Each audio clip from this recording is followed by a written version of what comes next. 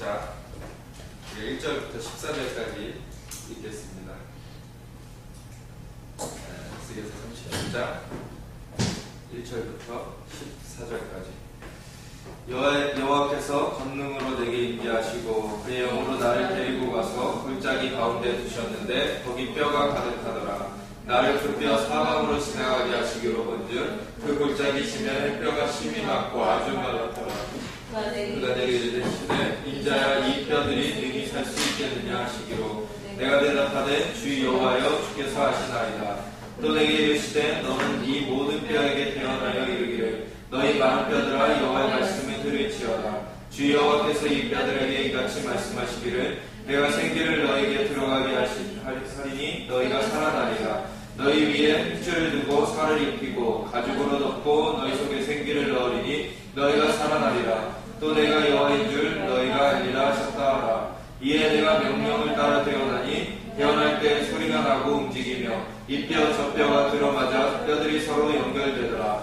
내가 또 보니 그 뼈에 힘줄이 생기고 살이 오르며 그 위에 가죽이 덮이나 그 속에 생기는 없더라. 또 내게 이르시되 인자야 너는 생기를 향하여 대언하라. 생기에게 대언하여 이르기를 주 여호와께서 이같이 말씀하시기를 생기야 사방에서부터 와서 이 죽음을 당한 자에게 불어서 살아나게 하라 하셨다 하라. 이에 내가 그 명령대로 대언하였더니 생기가 그들에게 들어가매 그들이 곧 살아나서 일어나서는데 극히 꿈꾼대더라. 또 내게 이르시되 인자야 이 뼈들은 이스라엘 온 족속이라. 그들이 이르기를 우리의 뼈들이 말랐고 우리의 소망이 없어졌으니 우리는 다 멸절되었다 하느니라. 그러므로 너는 대언하여 그들에게 이르기를 주 여호와께서 이같이 말씀하시기를 내 백성들아 내가 너희 무덤을 열고 너희로 거기에서 나오게 하고 이스라엘 땅으로 들어가게 하리라. 내 백성들아 내가 너희 무덤을 열고 너희로 거기에 나오게 한즉 너희는 내가 여호와인 줄을 알리라. 또 내가 또 내 영을 너희 속에 두어 너희가 살아나게 하고 내가 또 너희를 너희 고국 땅에 두리니 나 여호와가 이 일을 말하고 이룬 줄을 너희가 알리라. 여호와의 말씀이니라. 아멘. 이미 이스라엘을 놓고 기도하는 사람들은 다 이게 이스라엘에 대한 말씀인 걸 알고 있어요.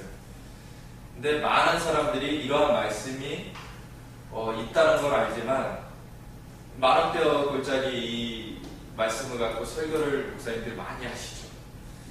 그리고 성령마다 설교를 많이 하세요.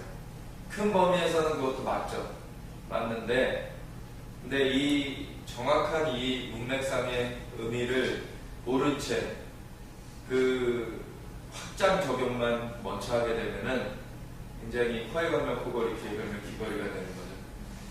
그래서 먼저 이 말씀 자체는 이스라엘 백성이 회복될 것에 대해서 말씀하셨다는 것을 분명히 알아야 되고, 그리고 열방에 예수님을 믿음으로 말미암아 그 언약에 함께 접목이 된 사람들, 접붙임 된 사람들은 이 언약의 말씀에 대해서 같이 하나님께 부르짖을 수 있는 것은 또한 우리에게 주어진 영적 특권이에요.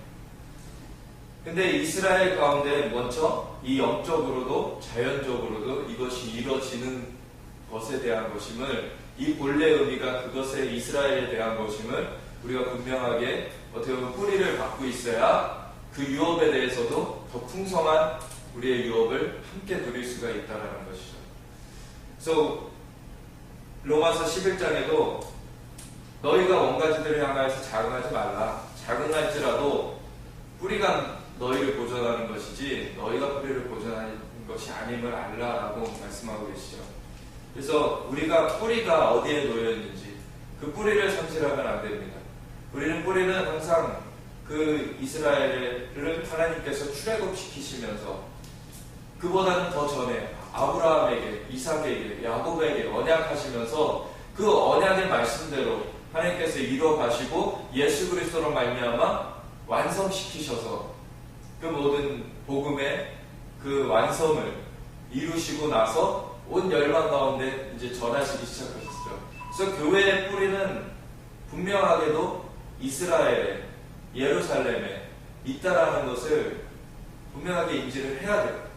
근데 많은 사람들이 너무 모르는 것이 가까이 있는 기독교 문화 하면은 미국 문화를 떠올리죠. 아니면 조금 더 나가면 로마. 근데 로마는 이방이었지 기독교의 원래 본산지가 아닙니다. 메이드 인 이스라엘이에요. 복음은 원래 그러니까 메이드 프롬 헤븐인데 하나님께로부터 왔고 하늘로부터 왔는데, 근데 이것이 복음이 완성된 건 이스라엘 땅에서였고, 그리고 거기서부터 수출되기 시작한 거예요. 복음이 이곳저곳으로. 그래서 이 정말 땅끝 이 한국 땅까지도 복음이 오게 된 것이고, 그래서 이곳에서도 예수님으로 말미암아 정말 언약에는 외인이었고 정말 하나님도 모르고 세상에 소망이 없던 자이더니 그런 사람들이 예수 그리스도로 말미암아 접붙임 되어서 그 언약에 참여하여서 함께 후사가 되고 그 함께 정말 유업을 누리게 되었다는 것. 너무나 감사한 거죠. 근데 우리가 뿌리를 상실하면 안 됩니다. 그런 유업을 생각할 때에도 그것이 어디로부터 그것이 형성되어져서 우리한테까지 이 혜택이 돌아오게 되었는가. 그랬을 때 우리에게는 지금 숙제가 있어요. 열방의 그리스도인들에게는. 그 뿌리가 다시 회복되는 것을 위하여서, 뿌리가 강건하게 다시금 세워지는 것을 위하여서 기도해야 될 책임이 있다는 거예요.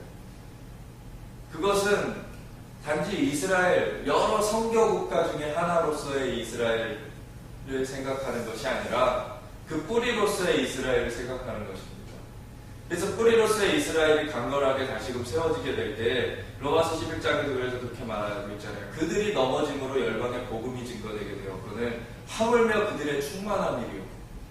그들이 충만함으로 다시 일어나게 될 때 그때는 얼마나 열방의 그 은총이, 은택이 넘치겠는가, 그 유업이 풀리겠는가, 이런 얘기를 하고 있는 거죠. 그래서 우리는 그 뿌리를 향해서 기도를 해야 돼요. 그래서 이 사실은 에스겔서 37장 같은 경우는 그 뿌리를 회복하시는 하나님의 그런 역사하심이라고 볼 수 있죠. 그래서 그 뿌리가 회복이 되면 영양분이 뿌리로부터 끌어올려져서 가지로 그리고 잎사귀로 그 열매들을 맺게 공급이 되잖아요. 그래서 하나님께서는 이 뿌리를 너무나 회복하시기 원하시고 그것을 통해서 열방의 축복을 얻게 하시기 원하시는 거죠. 분명하게 아브라함한테도 이삭한테도 야곱한테도 하나님께서 약속하셨던 세 가지 복 중에 하나님께서 땅을 너와 내 자손들에게 주겠다라는 것과, 그리고 너의 후손들을 하늘의 별과 같이 바다의 모래와 같이 많게 하겠다, 번창하게 하겠다라는 것. 세 번째가 그것이었죠. 너의 자손으로 인하여서 천하만국이 복을 얻을 것이다. 그것은 단수로 치면은 예수님으로 말미암아 그 모든 것이 이루어졌어요. 예수님이 그 자손, 그 한 분으로 쳤을 때 그 자손이신 예수님께서 그 모든 그 복음의 그 성취를 이루시면서 천하만국이 복을 얻게 하셨죠. 근데 또한 단수로서 집단을 얘기할 수가 있습니다. 그랬을 때 이스라엘 그 백성들로 말미암아 천하만국이 복을 얻게 하는 것이 있습니다. 그랬을 때 이 이스라엘 백성 가운데 하나님께서는 사실 기독교 문화했을 때는 아까 말씀드렸듯이 미국 문화가 아니고 로마 문화가 아니고 바로 이스라엘 문화입니다. 그 이스라엘 문화가 다시금 꽃피게 될 때, 그 이스라엘이 다시금 회복되게 될 때 열방 가운데 엄청난 복이 펼쳐지는 것이죠. 그것이 예수님께서 다시 오사 통치하실 그 천년왕국에 대한 모형이기도 해요.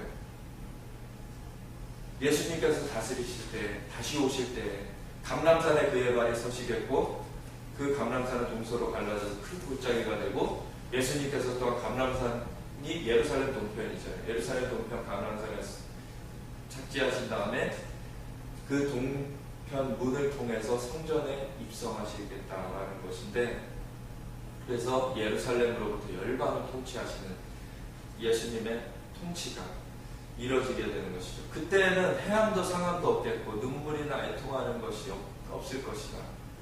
온전한 의와 평강의 그런 나라가 펼쳐지는 것이죠. 근데 그것을 하나님께서는 그 모형으로 이스라엘을 먼저 그거를 세우시면서 회복시키시면서 그걸 형성해 나가신다는 거죠. 정말 아무도 하나님을 섬기지 않던 그런 때 아브라함을 부르셔서 또한 이삭한테, 야곱한테 거듭거듭 그 언약을 세우시면서 한 민족을 형성하셨어요. 그게 하나님의 백성이라 이름을 받았고, 이스라엘이라고 할 때는 바로 하나님의 왕자라는 뜻이죠. 그래서 그런 백성을 탄생시키시고 그거를 열방의 모형으로 세우신 거예요. 비록 그들이 완벽하지 않았어요. 왜? 예수님께서 다시 오시기 전까지는 완벽한 것이 세워질 수가 없겠죠.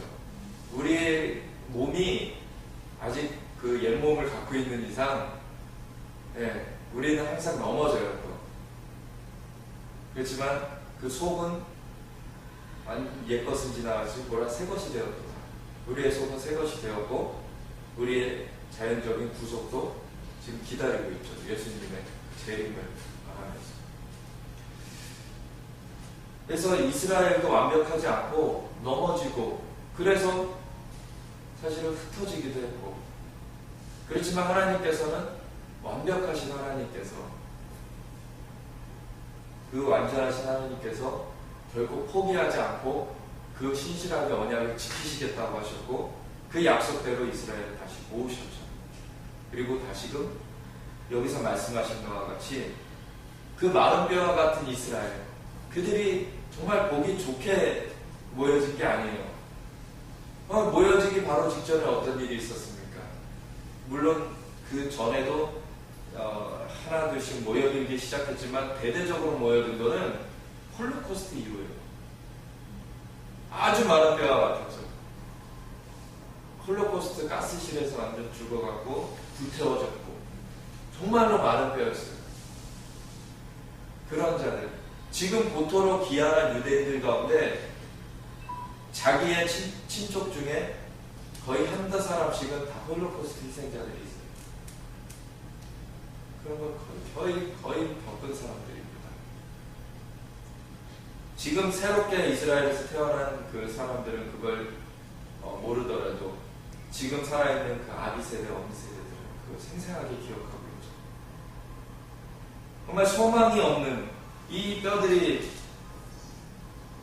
이 11절에 보면은 인자의 이 뼈들은 이스라엘 온 족속이라 그들이 이르기를 우리의 뼈들이 말랐고 우리의 소망이 없어졌으니 우리는 다 멸절되었다 하느니라. 이런 정도까지 간 거예요. 정말 홀로코스트 때 600만의 유대인이 학살됐습니다. 지금 거의 다 모이면은, 전 세계에 흩어져 있는 유대인들까지 다 모이면은 1,500만 정도, 2,000만이 채 안 돼요. 근데 600만 명이 홀로코스트 때 학살됐습니다. 거의 씨를 말려버리려는 것이었어요, 유대인들.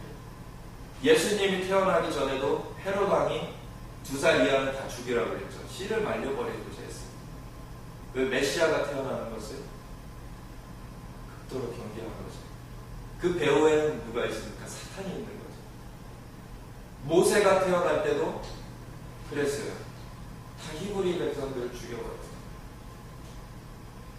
대대로 하나님의 백성이라는 시간 때문에 사실 이들이 치른 대가가 커요. 굉장히.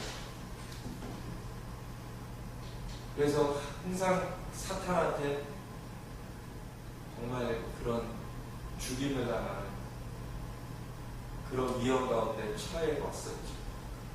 그럼에도 하나님께서 계속해서 이들을 놓치지 않으시고 계속해서 그 중에서 남은 자들을 계속 세우시고 이들을 계속해서 유지시켜 오셨어요. 그러시면서 이 마지막 때에 다시금 고토로 들이시겠다.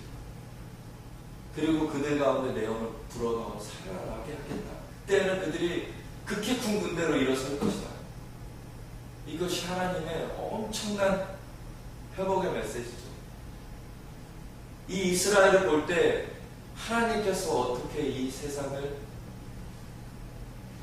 건지시는지, 하나님께서 얼마나 저 골짜기에 내려간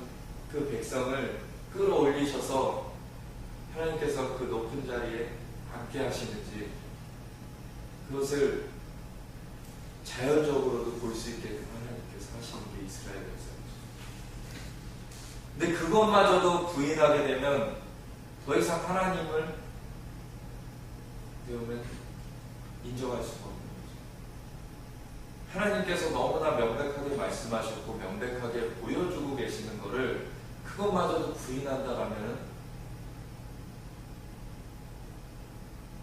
더 이상 하나님이 계시다라는 것에 대해서 그들한테 어떻게 보여주겠냐라는 것이죠. 사실 그 자연 계시에 속한 것이고 이거는 물론 특별 계시가 있습니다. 하나님께서 성령으로 역사하시기 때문에. 그리고 또한 기사와 이적과 표적으로서 하나님께서 역사하시죠. 그래서 다양한 방법들을 취하시는데 그 아주 강력한 이 증거 중에 하나가 또한 이스라엘을 통해서 나타나는 것이죠.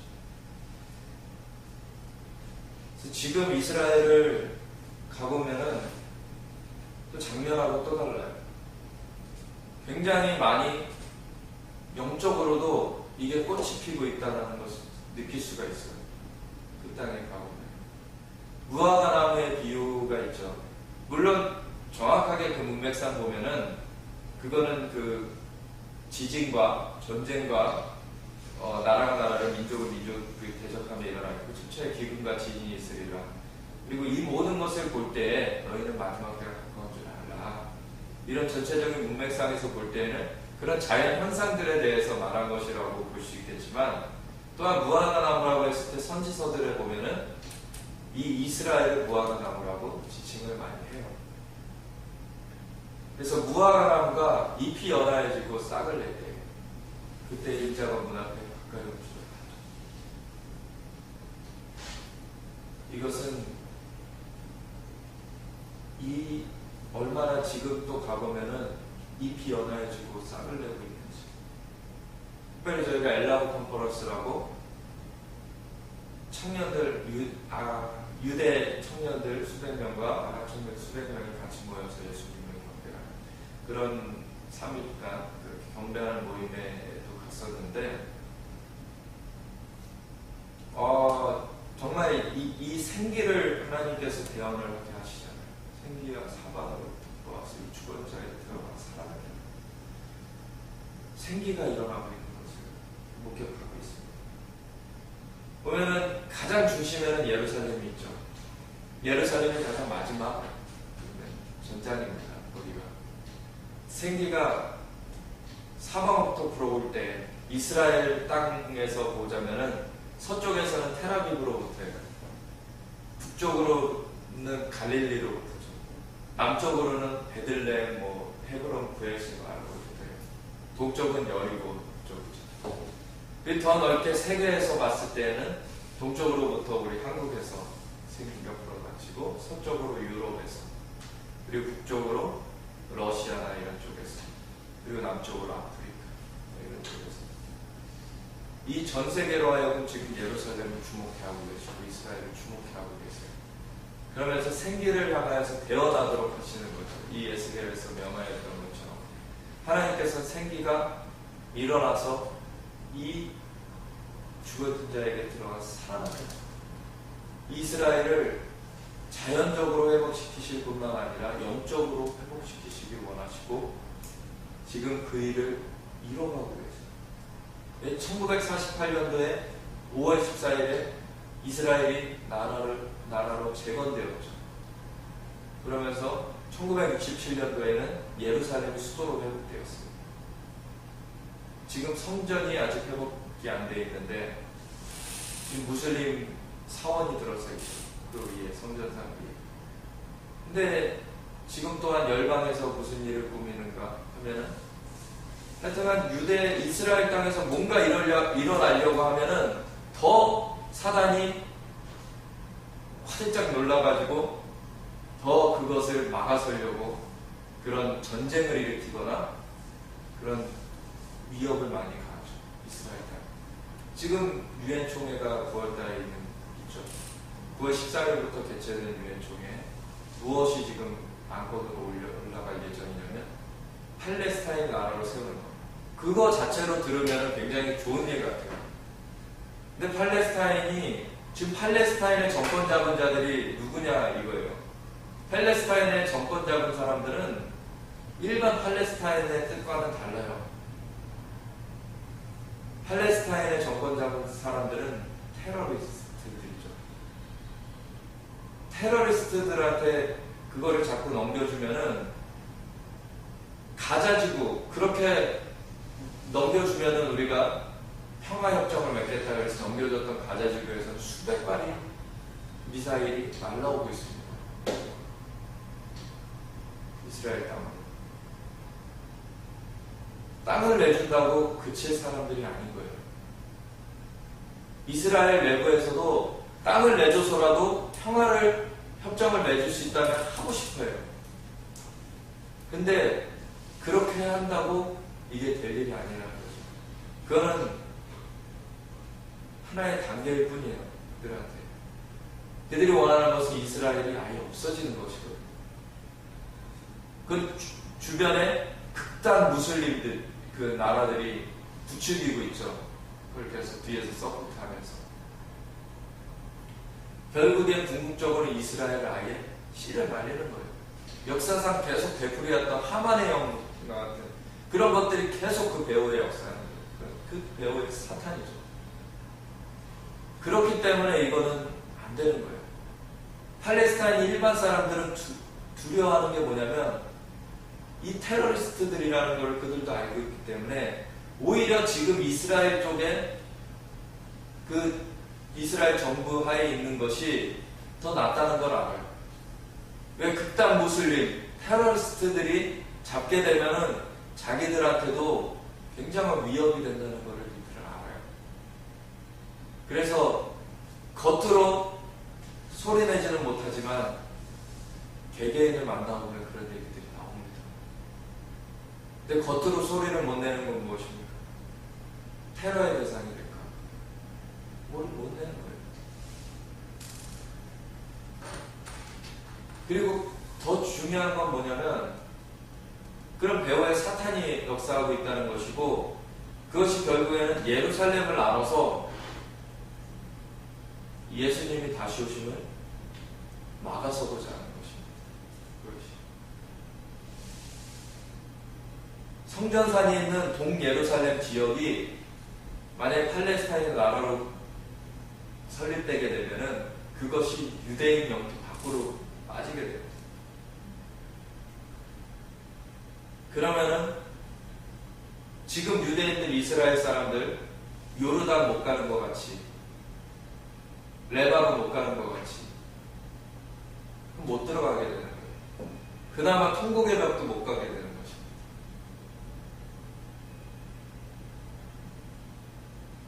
하지만 예수님께서 다시 오시기 전에 하나님께서는 그 성전산까지도 다 회복하실 거예요. 물론 잠시 잠깐 42달, 최장 42달 동안 짐승의 우상이 그곳에 멸망에 가져간 것이 거룩한 곳에 서는 일이 잠시 있을 것이지만 그 전에 하나님께서 회복을 이루시면서 열방으로 하여금 하나님이 하나님 되심을 알리시는 거예요. 이스라엘 하나님이 진짜 참된 하나님이시다라는 것을 열방으로 하여금 보이시는 것이고 그 말씀하신 대로 분명하게 이루시는 걸로 증거하시는 거예요. 그러면서 어떻게 보면 마지막 기회를 주고 계시는 것입니다. 열방과 함께 이스라엘을 회복하시는 것은 마지막 사인이에요. 이제 주님께서 곧 오신다. 너희는 이제 이스라엘 하나님이 참 하나님이신 것을 알고 이제 돌이켜라라는 거예요. 이건 이스라엘 사람들한테도 마찬가지입니다. 이들이 열방에 정말 뼈들이 말랐고 소망이 없어졌고 다 멸절되었고 이 홀로코스트 때 가장 많이 나온 질문이 뭐냐면 하나님은 어디 계십니까? 이때 많은 사람들이 하나님을 떠났었습니다. 유대인 백성들 중에서 하나님이 계시다면 어떻게 이런 일이 일어날 수 있습니까? 그렇지만 하나님께서는 약속하시죠. 내가 다시 고토로 드릴 때가 있을 것이다. 그때 고토로 드릴 때에는 너희들이 내가 여호와인 줄 알 것이다. 얼마나 홀로코스트 때 하나님께서 같이 오셨겠습니까? 열방의 그 사탄한테 그 삶을 내준 사람들로 인해서 유대인들이 죽임을 당했고 정말 멸절되었다는 그런 비통한 가운데 처했었는데 하나님께서 사실은 유대인들만을 위했으면 그때 임하실 수도 있었겠죠. 그때 바로 임하셨으면 유대인들한테는 더 좋았습니다. 근데 로마서 11장에도 온 이스라엘을 구원 얻으리라 하시면서도 언제까지입니까? 이방인의 충만한 수가 차기까지 그들의 삶을 말하고 것입니다. 정말 마지막 때가 되면은 스가랴서 12장의 말씀같이 그들이 그 찌른 바 그를 바라고 통곡하기를 장자를 위하여 통하리라. 이 마지막 통곡의 물결이 예루살렘에서 있을 거예요. 그때는 유대인들이 온 유대인들이 아는 거죠. 그때 살아남은 유대인들 예수가 메시아시고 저희가 젊은 랍비를 한번 만나고 왔는데 그분이 9월 13일에 오실 거예요.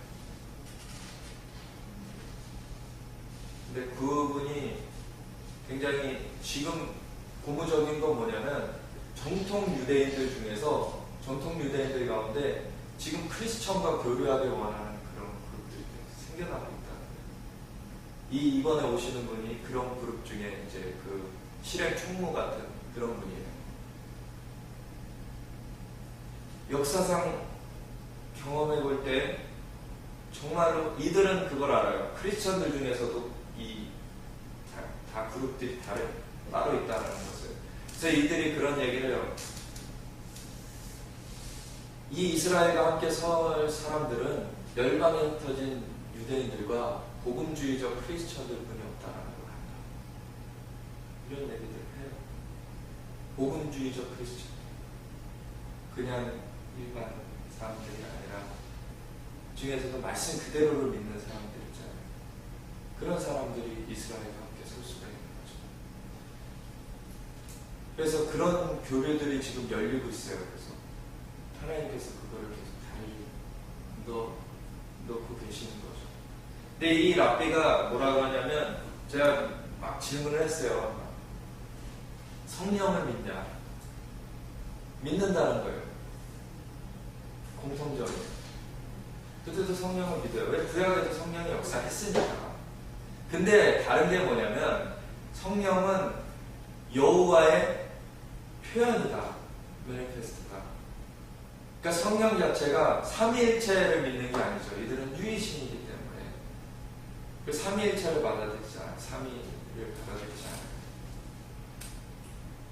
근데 성령은 믿는데 성령은 그냥 표현이다라고 생각을 하는 거죠. 여호와의. 근데 이들 가운데 여기 보면은 영이 들어가게 하시잖아요. 생기가 불어서 들어가게 하시잖아요. 근데 이 성령이 임하실 때 성령이 정말 인격이신 거를 경험하게 되면 이제 달라지는 거예요. 성령이 임하셔서 그리고 진리의 영이 오시면 너희를 나에게로 인도하리라. 예수님께서 그러셨죠.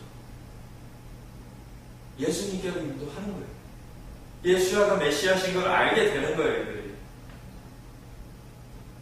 왜? 삼위 하나님이 함께 하나 되시기 때문에 이들한테는 너무 그러니까 헛되게 랍비적 주데이즘을 믿는 사람들 말고 정말 비블리컬 주데이즘인 사람들이 있어요.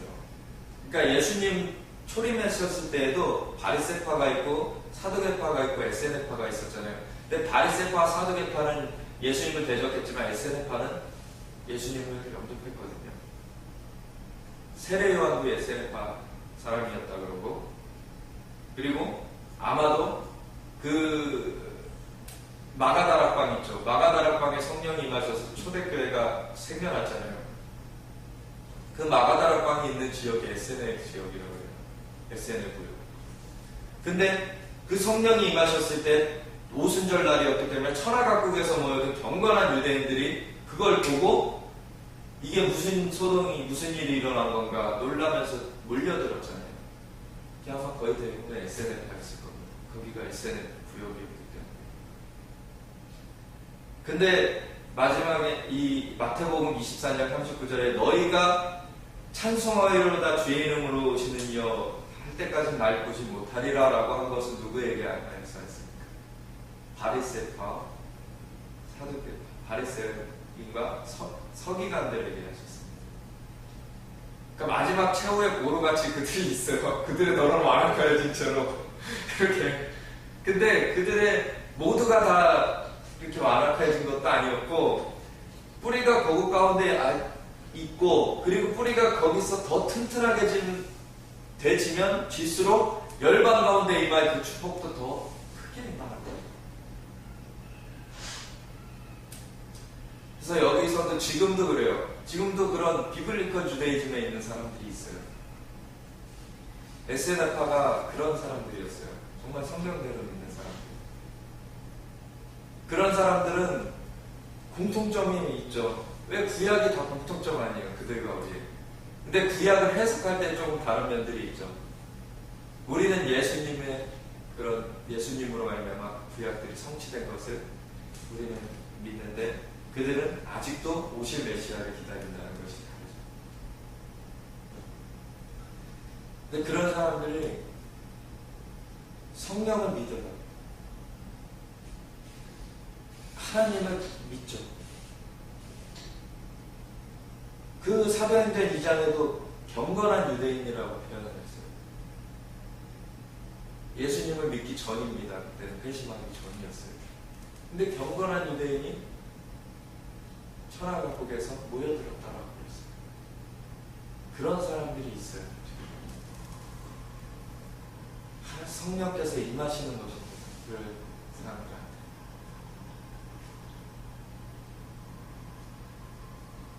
지금 하나님께서 생기를 일으키고 계세요. 성령을 하나님께서 열방 가운데 복음과 함께 보내셨잖아요. 근데 지금은 다시금 이스라엘이 사방에서 지금 돌아가고 있는 때입니다. 돌아가는 길목에 무슬림도 있어요.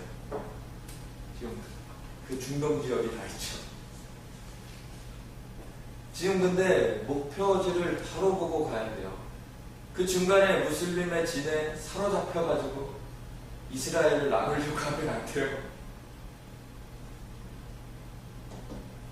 우리는 이스라엘을 바로 보고 그 예루살렘이 주님의 다시 오실 초소로서 예비될 것을 우리가 바라보고 그냥 주님이 다시 오시는 그날을 위하여서 우리가 전진해 가는 거예요. 그 생기가 사방으로부터 불어오게끔 하시는 건데 이스라엘 내에도 그러한 것이 형성되고 있습니다. 그것이 열방의 생기와 합쳐져야 돼요. 지금 텔아비브에서 그 엘라브 컨퍼런스가 있었는데 그 릭 라이딩스 목사님 사모님, 패티 사모님이 그 릭 라이딩스 목사님과 패티 사모님이 2년 전인가에 인도네시아를 가셨어요. 인도네시아가 몇 년 전까지만 해도 기독교 인구가 3%였어요. 지금 30%로 올라갔어요. 엄청난 부흥이 일어났어요. 급하고 강한 바람처럼이라는 책 쓴 그 멜테리가 거기 인도네시아 분이시죠.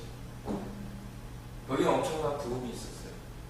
그때 그거를 그 현장에 가서 보시면서 기도하신 거예요. 이런 부흥이 이스라엘에도 있길 원합니다.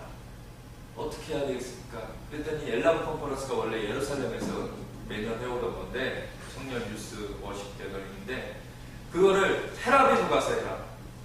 거기로부터 내가 성령의 반응을 그렇게 할 것이다. 그래서 작년에 하고 올해 두 번째로 텔아비브에서 한 거예요.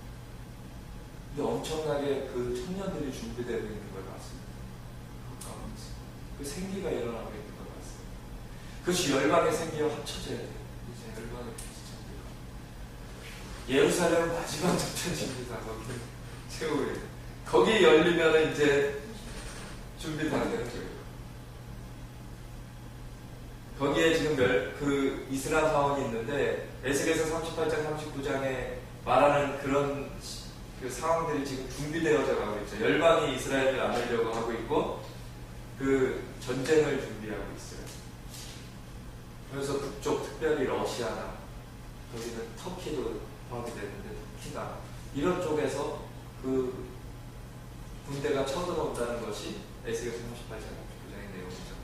근데 그때 하나님께서 분을 바라시고 그들을 섬멸하실 것이다. 그러면서 하나님의 거룩하심을 나타내실 것이다.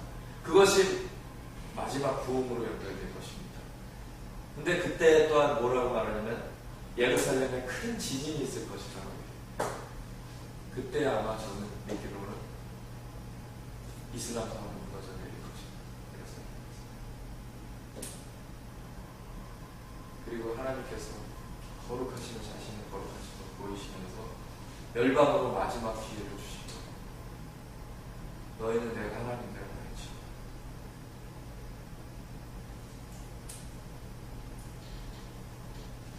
그 날을 향하여서 우리가 가는 거예요. 그래서 열방에서 지금 하나님께서 이스라엘을 주목하게 하고 계시고 점차점차 성령에 깨어있는 사람들은 지금 이스라엘에서 일어나는 일들을 주목해가고 있어요. 예루살렘에서 무슨 일이 벌어지는지, 이스라엘 내부에서도 지금 그런 젊은 그룹들이 일어나고 있습니다. 이번에 또한 9월 13일 서울시청 광장 7시부터 9시까지 이제 그 찬양하면서 그 선포할 때에는 이스라엘 그 밴드도 올 거예요. 그래서 이스라엘 워십 밴드 그 에피센터라고 굉장히 또 잘하는 팀인데 그래도 와가지고 같이 찬양할 건데 이런 그룹들이 막 일어나고 있어요. 이스라엘. 그런 예언이 있었어요. 이스라엘에 굉장히 유명한 악기가 있는데 2007년도에 죽었어요. 근데 2007년도에 죽을 때 유언을 해놓은 거를 1년 뒤에 펼쳐봐라 그랬어요.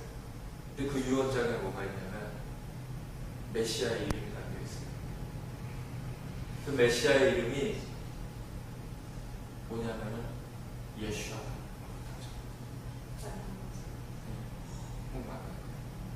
그리고 무슨 예언을 했냐면 아리엘 샤론이라고 그 이스라엘 총리였던 사람 분이 계세요.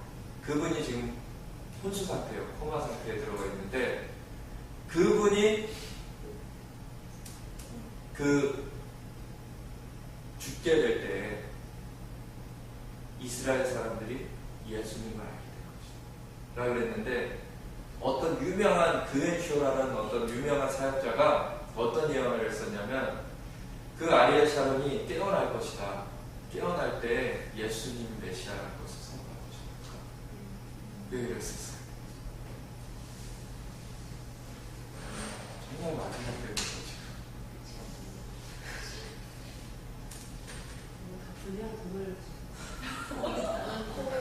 중동 지역에 지금 엄청난 또한 성령의 바람이 불고 있어요.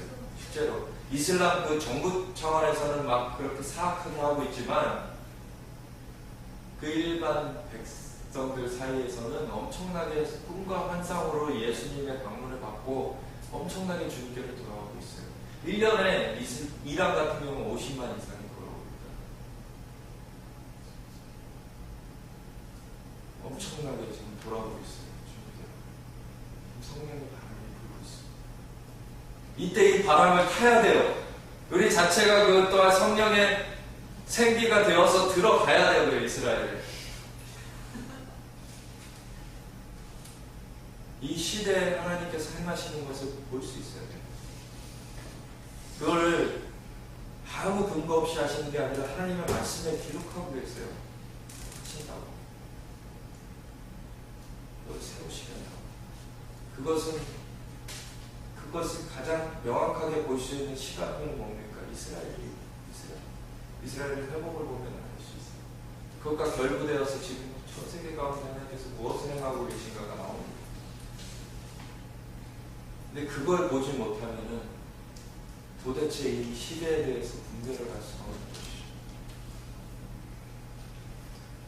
지금 그러한 때가 펼쳐지고 있어요. 그래서 우리가 그것을 준비하기 원합니다. 그래서 9월 13일 서울시청에 우리가 모일 때, 서울 광장에 모일 때 우리는 그런 생기가 일어날 것을 믿습니다. 그 마지막 지점을 향하여서 우리가 바로 전진에 들어가도록, 우리가 강력한 생기가 이 땅에서 일어나서 들어가도록 우리가 그것 가운데서 찬양하고 기도하고 선포할 것입니다. 하나님께서 그것을 통하여서 또 문을 여실 거예요. 저는 그렇게 믿습니다. 그 많은 확증의 말씀들을 또 받고 왔어요. 그래서 그러한 것에 있어서 함께 우리가 또 기도하면서 우리가 그 날을 바라보면서 갔습니다. 올해 9월 13일 날 이제 그 유엔총회가 개최되고 우리가 또한 서울시청에서 서울시청화 광장, 서울광장에서 그 선포를 할 것이고,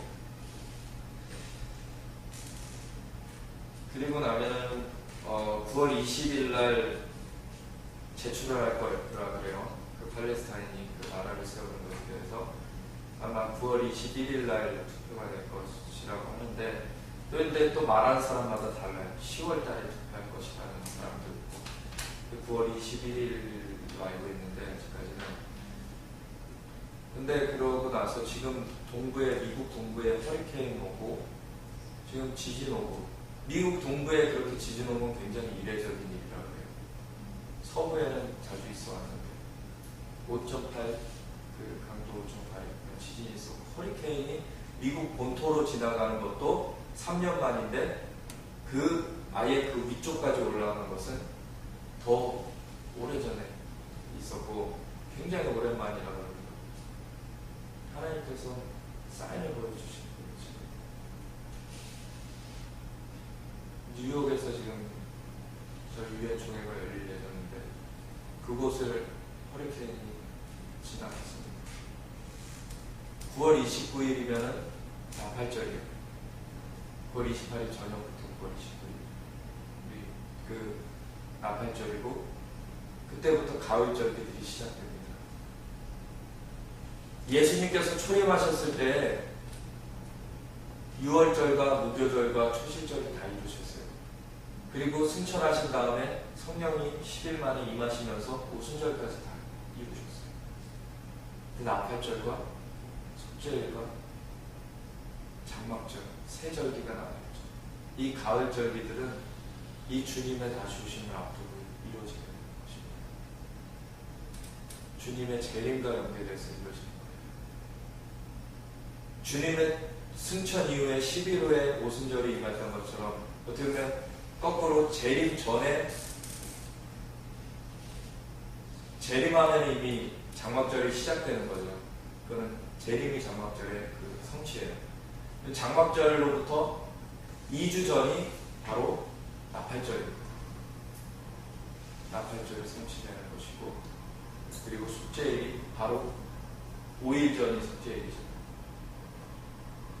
숙제일이 성취되는 것. 그 다음에 예수님 오시는 겁니다. 근데 사인들을 보여주십니다. 매년 그 오순절 이후 지금 성령께서 오순절 마가다락방에 임하셔서 열방 가운데 역사하시는 것이고, 열방으로 가신 그 역사가 펼쳐졌던 것이 이제는 다시 예루살렘으로 모아지고 있다고 얘기를 했어요.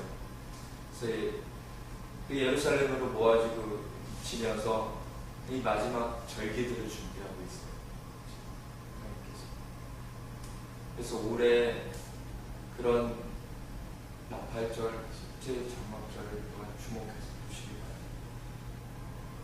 바랍니다. 올해가 딱 재림의 때다라는 게 아니고 그런 것들이 점점 인텐시브하게 일어나기 시작할 거예요. 마지막 때 그런 집회들이. 그래서 우리가 그것을 염두에 두고 우리 계속해서 기도했으면 좋겠습니다. 우리가 이스라엘의 회복을 위하여서, 우리 주님 다시 오심을 위해서, 궁극적으로 우리 주님만이 높임을 받으시면 주님 다시 오실 초소가 예비되길 그것을 위하여서 우리가 기도하면서 나아가기 원합니다. 그래서 예루살렘 평화를 위하여 기도하라. 예루살렘 사랑하는 자를 기도하라. 우리가 그 말씀을 기억하면서 이렇게 해서 기도해 나갑시다.